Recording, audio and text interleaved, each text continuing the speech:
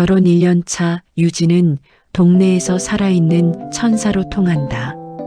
외출할 때면 시어머니 옥자의 팔짱을 꼭 끼고 콧소리를 섞어가며 세상에 우리 어머니 같은 분 없어요.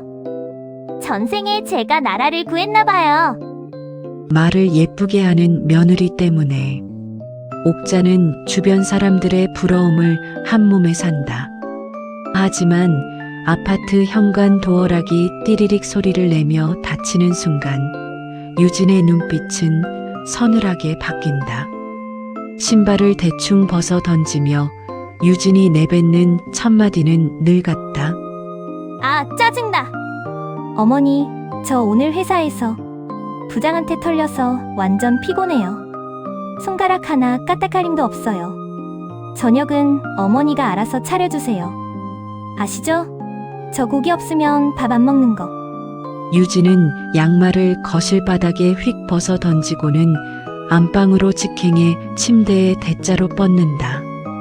환갑이 넘은 옥자는 아들 내외의 평화를 위해 말없이 며느리의 양말을 주워 올린다. 유진에게 딸 같은 며느리라는 말은 가사노동이라는 귀찮은 현실에서 도망치기 위한 가장 완벽하고도 비열한 방패막이일 뿐이다. 유진의 스마트폰 속 인스타그램 세상은 오늘도 평화롭고 화려하다. 옥자가 무릎 통증을 참아가며 정성껏 차린 12첩 반상 사진이 필터 보정을 거쳐 업로드된다. 사진 밑에는 해시태그 시어머니 생신, 해시태그 며느리 가직접 차린상, 해시태그 효부는 나이길이라는 역겨운 해시태그가 달린다. 사실 유진은 옥자가 주방에서 뜨거운 불 앞에 서서 음식을 만드는 3시간 동안 거실 소파에서 입을 벌리고 낮잠을 잤다. 식사가 끝나자마자 유진은 입가심용 과일을 집어먹으며 말한다. 어머니, 저 요즘 손에 물 닿으면 한 포징 올라오는 거 아시죠? 저번에도 설거지 한번 했다가 피부과 약값으로 수십만 원 깨졌잖아요. 민우 씨가 저 설거지 시키지 말라고 신신당부했으니까 뒷정리는 어머니가 좀 해주세요. 수백 개의 좋아요와 진짜 천사 며느리네요 라는 댓글을 확인하며 유진은 얼굴에 미소를 짓는다. 주방에서 홀로 굽은 허리를 두드리며 산더미 같은 설거지를 해치우는 옥자의 초라한 뒷모습은 유진의 화려한 SNS 피드 어디에도 존재하지 않는다. 옥자는 얼마 전 친정 오빠가 보내준 귀한 영광 굴비를 냉동실 깊숙이 아껴두었다. 아들 민우의 생일에나 꺼내려던 보물 같은 식재료였다. 어느 날 친구들과의 모임에서 돌아온 옥자는 집안 가득한 생선 비린내와 쓰레기통에서 먹다 버린 굴비를 발견하고 소스라치게 놀란다. 유진이 직장 동료들을 집으로 불러 굴비 파티를 벌인 것이다. 망연자실한 옥자에게 유진은 오히려 눈을 크게 뜨며 당당하고 뻔뻔하게 얘기한다. 어머니, 냉장고에 너무 오래 두면 다 독되는 거 몰라요? 요새 냉장고 맹신하다가 식중독 걸리는 노인들 많대요. 제가 어머니 건강 생각해서 싹 다 정리했어요. 어머니, 저 잘했죠? 그리고 제 동료들이 여기 굴비 맛집이라고 난리였어요. 덕분에 제 체면도 좀 섰네요. 옥자가 아끼던 마음과 식재료를 쓰레기 취급하고 제 것이냥 생색내는 유진의 뻔뻔함 앞에서 옥자의 오랜 인내심은 마침내 임계점에 도달하고 만다. 남편 민우가 퇴근할 시간이 다가오면 유진의 연기력은 할리우드 배우급으로 격상된다. 도어락 소리가 들리기 무섭게 유진은 번개 같은 속도로 고무장갑을 끼고 싱크대 앞에 선다. 민우가 문을 열고 들어오는 순간 유진은 일부러 이마에 물을 묻히고 가쁜 숨을 몰아쉬며 뒤를 돌아본다. 민우 씨 왔어? 어머니 도와드리느라 시간이 벌써 이렇게 됐네. 너무 힘들다. 민우는 퇴근하자마자 고생하는 아내를 보며 옥자에게 화를 낸다. 엄마, 유진이 하루 종일 일하고 와서 피곤할 텐데 좀 쉬게 내버려두지 그랬어. 꼭 그렇게 일을 시켜야 속이 시원해? 옥자가 억울함에 목이 메어 진실을 말하려 입을 떼기도 전에 유진은 옥자의 팔을 붙잡으며 가증스럽게 속삭인다. 아니에요, 민우 씨. 어머니가 더 힘드시죠. 내가 좀 더 고생하면 되지 뭐. 옥자는 아들의 눈에 며느리 부려먹는 독한 시어머니가 되어버렸다. 이 기막힌 현실에 가슴이 답답하고 화가 난다. 유진의 여우짓은 가사 노동 착취를 넘어 경제적으로도 침범하기 시작한다.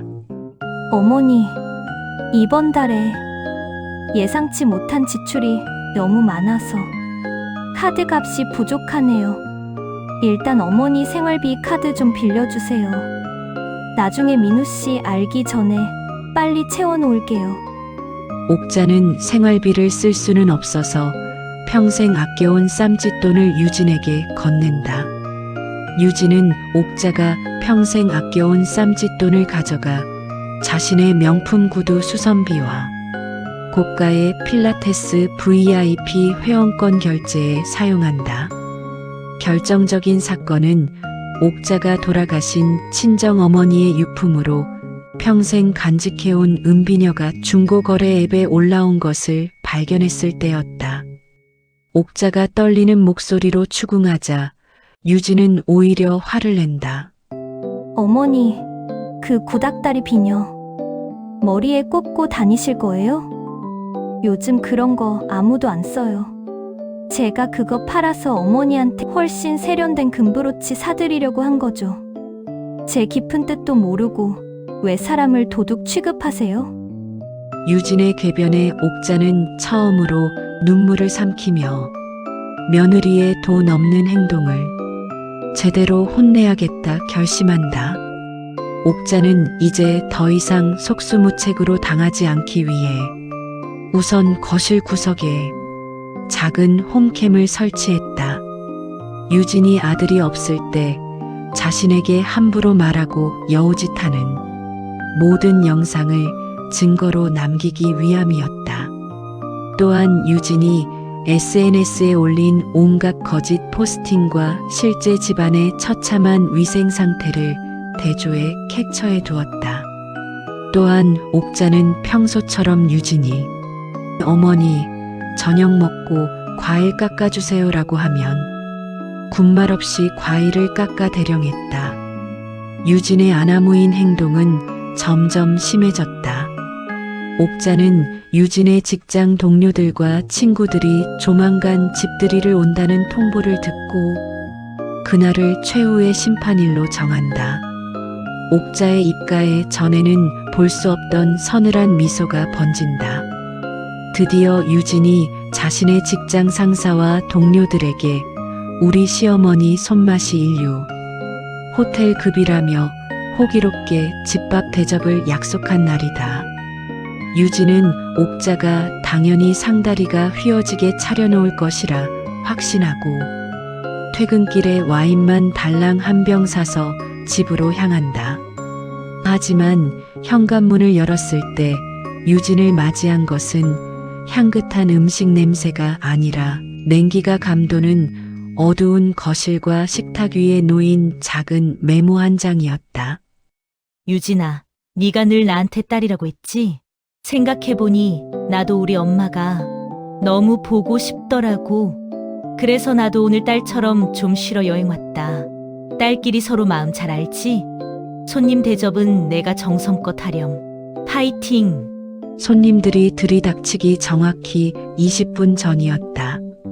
아수라장이 된 주방과 텅 빈 냉장고를 확인한 유진의 얼굴이 하얗게 질려버린다. 배달 음식조차 금요일 저녁이라 2시간이 걸린다는 통보를 받은 순간 유진이 쌓아온 완벽한 효부의 가면은 회복 불가능할 정도로 박살나기 시작한다. 엉망진창이 된 집들이 사건으로 인해 직장 동료들 사이에서 망신을 당한 유진은 집에 돌아오자마자 민우에게 소리를 지르며 히스테리를 부린다. 이게 다 당신 엄마 때문이야. 어떻게 며느리를 골탕 먹이려고. 이 중요한 날에 집을 나가? 어머니 정말 너무해. 민우 역시 아내의 뜻밖의 모습에 당혹스러워하던 그때 옥자가 거실로 들어와 말없이 리모컨을 누른다. 거실 대형 TV 화면에 유진이 소파에 누워 옥자의 얼굴에 양말을 던지는 영상, 옥자의 비녀를 팔아치우려던 중고 거래 채팅창, 그리고 아들이 없을 때 늙은이가 눈치가 없어서 밥만 축낸다며 독서를 내뱉는 유진의 음성이 거실 가득 울려 퍼진다. 민우는 온몸을 부르르 떨며 유진을 바라본다.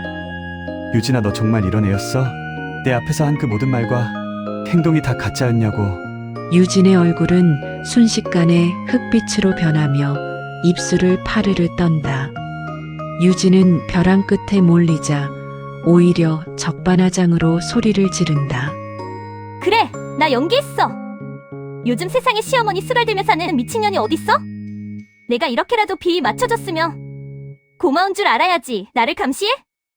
민우 씨, 당장 짐 싸. 나 이런 시어머니랑 단 1분도 같이 못 있어. 우리 분가해. 옥자는 기다렸다는 듯 탁자 위에 부동산 계약서와 인감도장을 내던진다. 그래, 분가해라.